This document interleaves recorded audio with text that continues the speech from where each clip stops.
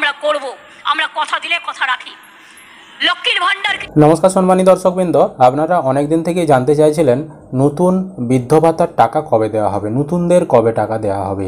অনেকেই আবেদন করেছেন দুয়ারে সরকার ক্যাম্পে, পঞ্চায়েতে, বিডিও অফিসে, এখনও তারা টাকা পাচ্ছে না। এছাড়াও নতুন অনেক লক্ষ্মীর ভান্ডার উপভোক্তা রয়েছেন যারা আবেদন করেছেন দুয়ারে সরকার ক্যাম্পে বা পঞ্চায়েতে বা বিডিও অফিসে, তারাও কিন্তু এখনও টাকা পাচ্ছেন না।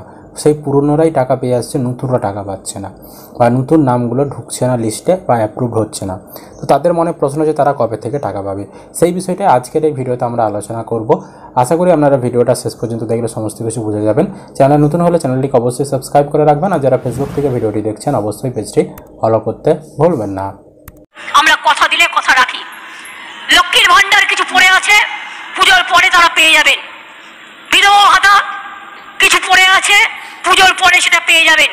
পুজোটা হয়ে যাক, আমরা এগুলো ততক্ষণে রিভিউ করে নেব, আমাদের কাজগুলো করে নেব।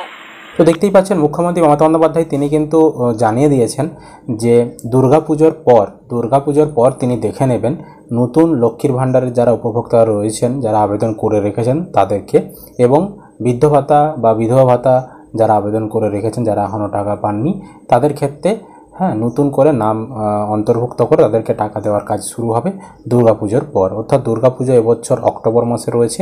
আশা করা যায় অক্টোবরের শেষের দিকে আপনারা সুখবর পেতে চলেছেন, অর্থাৎ ব্যাঙ্ক অ্যাকাউন্টে টাকা পাওয়ার একটা কিন্তু সম্ভাবনা রয়েছে।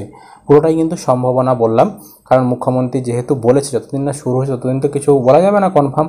মুখ্যমন্ত্রী বলেছে তাই আমাদেরকে বিষয়টা কিন্তু আমরা জানালাম। তো এই ছিল আপডেট। আমাদের কি অভিযোগ রয়েছে বা আপনারা টাকা পাচ্ছেন কি পাচ্ছেন না, কবে আবেদন করেছেন, অবশ্যই ভিডিওর কমেন্ট সেকশনে কমেন্ট করে জানিয়ে দিবেন।